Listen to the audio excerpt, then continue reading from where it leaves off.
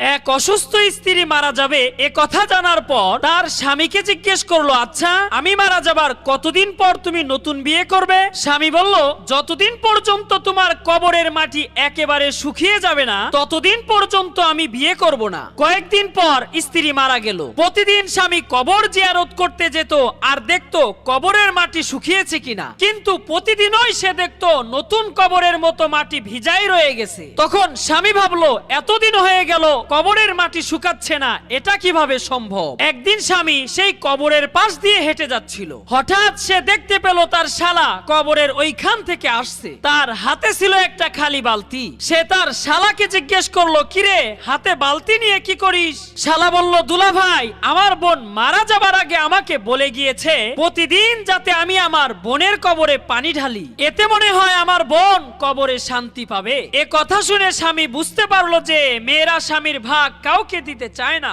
এমনকি মৃত্যুর পরেও না।